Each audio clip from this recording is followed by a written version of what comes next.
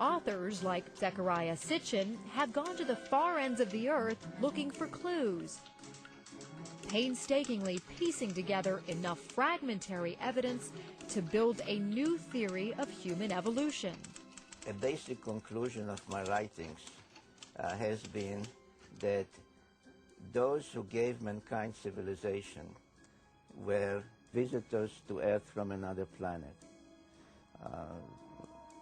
If I say extraterrestrials, it's a dirty word, but that's what they were. This is called a Sitchin is one of the few people on Earth able to read 6,000-year-old Sumerian texts. These writings, according to Sitchin, contain unmistakable clues to ancient intergalactic space travel. And in order to come and go between them, their planet and our planet, they needed a space facility. The space facility was in a place in Mesopotamia, in today's Iraq. The mission control center was at a place called Nippur, and the actual spaceport was in a place called Sipar, which can be translated as Bird City. Many of them were depicted as birdmen with wings. According to some experts, we can find very detailed information on UFOs and aliens in the old Sumerian culture, now considered to be the cradle of our civilization. The people then had extraordinary astronomical knowledge. Zecharia Sitchin. If somebody says, where did you get the idea? I say, I read the Sumerian tablets, and that's what they say. They said that our solar system is made up of 12 members. And this is stated in the Sumerian text over and over and over again, not one time. And they say there is the sun, which is in the center, not like the Greeks or others thought that the earth is in the center. The sun, there's the moon, which they gave reasons why they considered it a member by its own, and 10, not 9, but 10 planets. Therefore, I'm very happy that when today astronomers look for this planet, they call it Planet X. They mean maybe the unknown planet, but it's also the 10th planet. They called it Nibiru, which means planet of the crossing, and the ancient symbol was the cross, not from Christian times, but from 6,000 years ago. And they say that this planet, the 12th member of our solar system, has a very large orbit of 3,600 years, and every 3,600 years it comes between Mars and Jupiter close to us.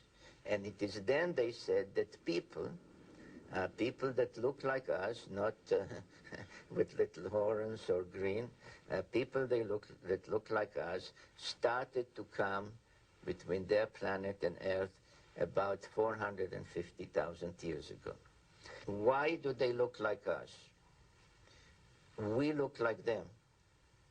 Because if you know the Bible, which is based on the Sumerian tales, at some point they engaged in genetic engineering and mixed their genes with the genes of Homo erectus. We can use various scientific terms, but let's say with early hominids, to bring about Homo sapiens, us.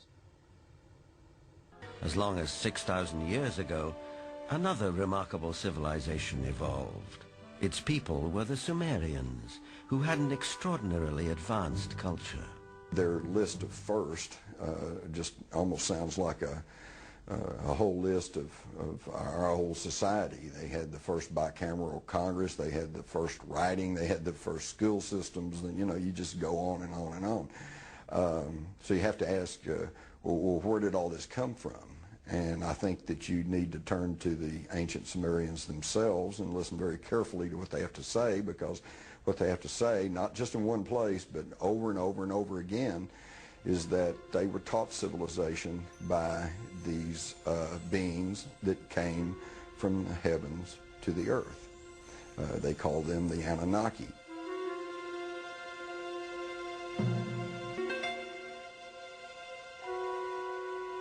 The Sumerians wrote down their history on clay tablets like these, which lay ignored in a Berlin museum for half a century.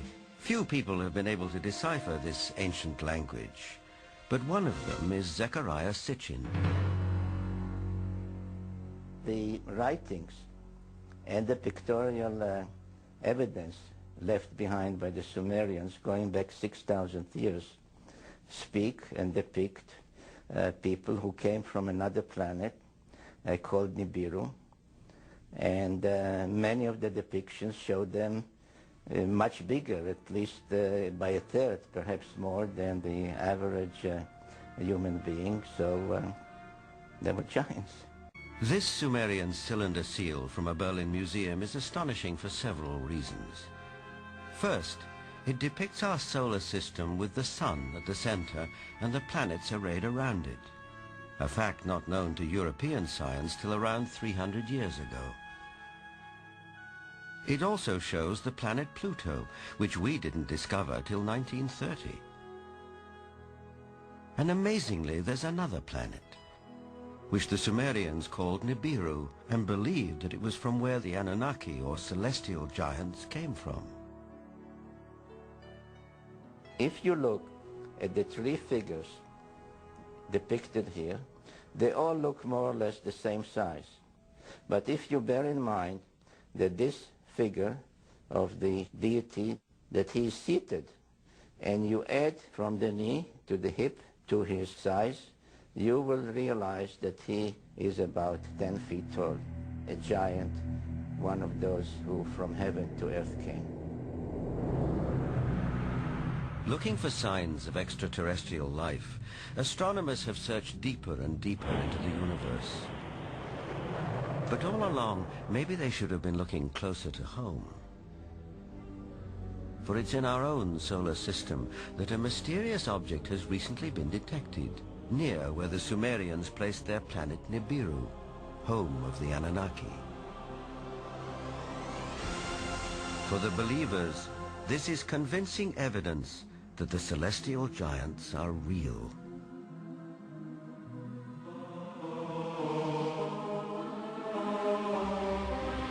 The ancient Sumerian text, just in a very broad overview, basically tell us that more than 400,000 years ago, that these Anunnaki came from space and landed on the earth in the Tigris-Euphrates Valley.